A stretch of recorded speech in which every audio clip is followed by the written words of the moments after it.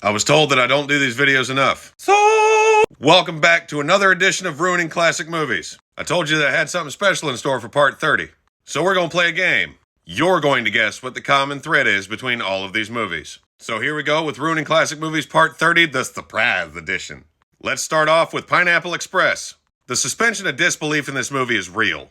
You're telling me that that drug lord knew his product so well that he could take one toke and know exactly what it was. And exactly where to find it. Like, since when did Ted work for the fucking CIA? Not to mention the fact that Red should have been dead a lot.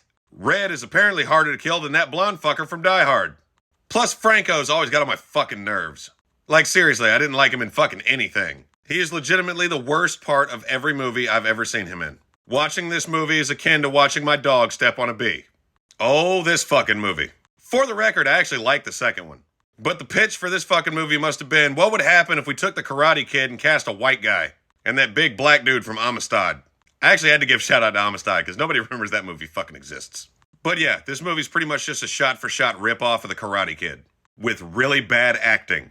Especially the female love interest. Like, seriously, she should get fired from a major franchise for no reason at all. Oh yeah, this movie. You know, the movie they had to extend by 2.5 hours to make it watchable. If you blindly walked into this fucking movie, let's face it, you probably did, then you wouldn't know who half of these fucking characters are. The DCEU said everybody loved the Avengers, let's do that. But forgot to make all of the fucking lead-up movies. They just jettisoned us into a fucking storyline that nobody has any frame of reference for.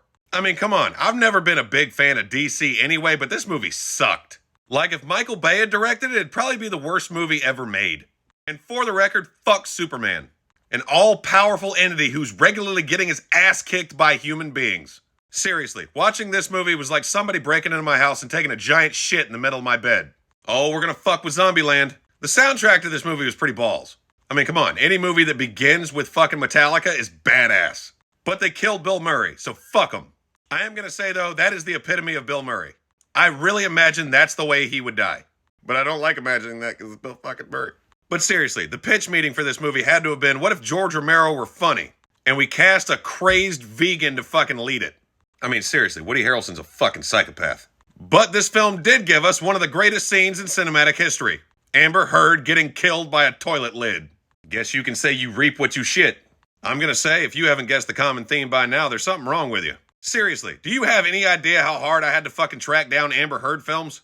Bitch hasn't been in fucking anything. Seriously, I think the trial's her longest running role. But we gonna keep doing this. So like and follow for part 31!